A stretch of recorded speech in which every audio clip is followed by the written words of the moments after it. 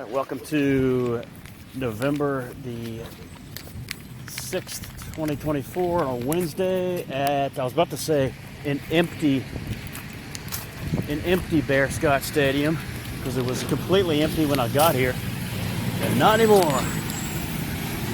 A little county work either coming to do something or just hanging out here for a little bit. Not sure what.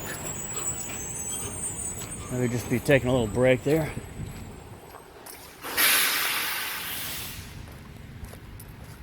Look at it's the most leaves, even compared to Monday, most leaves I've seen out here at Bearscott Stadium since the fall started. And so we are way into the fall season. All right, Monday night's feature presentation was The Phone Call, 1977. This movie stars Mark McClure, who played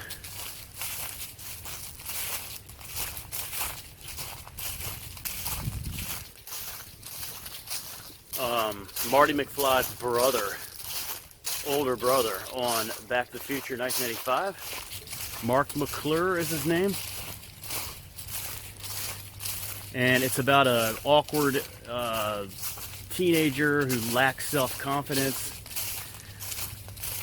And he likes a girl and he wants to ask her out, but he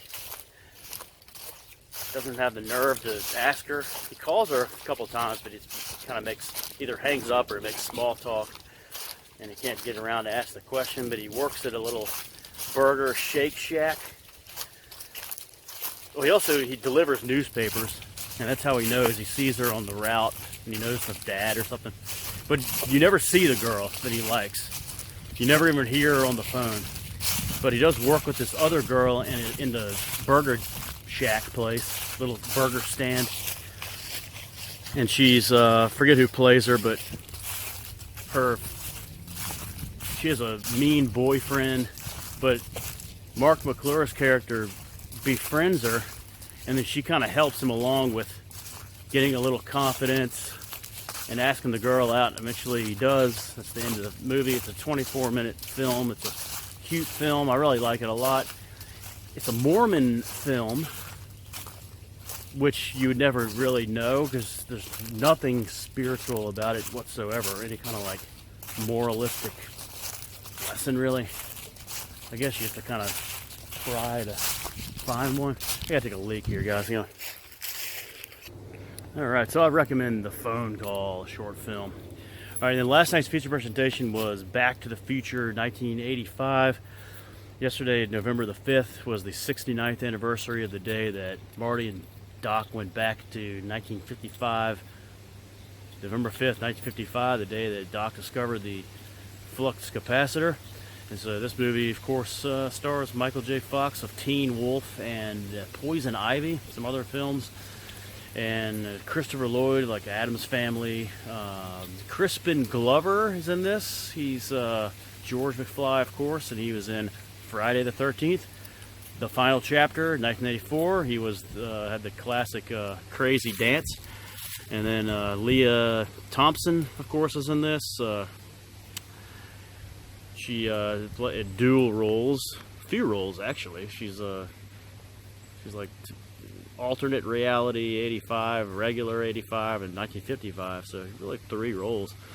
Casual Sex, she was in that. She was in Jaws 3. I don't remember her in Jaws 3. Of course, she was in Howard the Duck. We also have Thomas F. Wilson as Biff. Thomas F. Wilson was in April Fool's Day, 1986. The lovely Claudia Wells as Marty's girlfriend is in this. She wasn't in hardly anything else, maybe some kind of after-school special. And one time, Billy Zane is one of the little hangers-on of Biff, the little guy, this little sidecar guy. Billy Zane of Titanic, of course, and of Dead Calm, 1989. Casey Seismeko, I don't never know how to say his name. It's one of the other little like leeches of Biff. He was in Class 1983. Okay, he was also Curly in Of Mice and Men, 1992. Good role in that.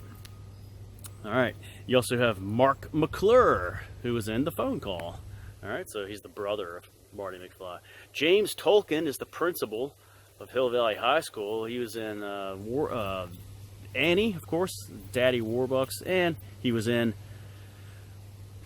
War Games, 1983. Is great in that movie. This film has Jason Hervey, who was Wayne Arnold, the brother of Kevin Arnold in the Wonder Years. So you recognize him. Maya Bruton was in Adventures in Babysitting, 1987. She was in a TV show called Parker Lewis Can't Lose as well. And I've also noticed Sachi Parker in this film as one of the little bystanders, I think, watching the skateboard scene. But she had a tiny role in one of my favorite movies, Bad Influence, 1990. You have you might recognize Courtney Gaines as the kind of ugly-looking redhead guy. He was in The Burbs. He's the guy who tries to steals the dance away from George at the dance at the end, and he gets pushed down eventually. It's a key scene. And last but not least, you have George Buck Flower is in this.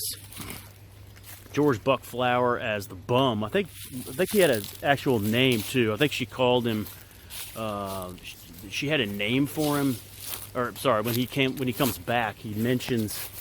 He says the bum's name, but George Buck Flower, who was in the Alpha Incident, 1978, and he was also in Drive-In Massacre, 1977, one of our Horror Fest films. George Buck Flower, I think he co-wrote that film, so hell, awesome. All right, so it's a great watch there. Back to the Future, 1995. Tonight's feature presentation, not really sure quite yet, but all right, so that's pretty much about it for this video. I just want to show you though one more thing, a presidential election ballot. I have one with me. You guys want to check this out? This is one we did today with the kindergartners, and looks like Duck lost. This person picked Farmer Brown, the presidential election. So another tough loss for Duck. Oh well, maybe next time, Duck. NFL Week 10 starts tomorrow. Can you believe it? Week 10 already. All right, boys. Take care.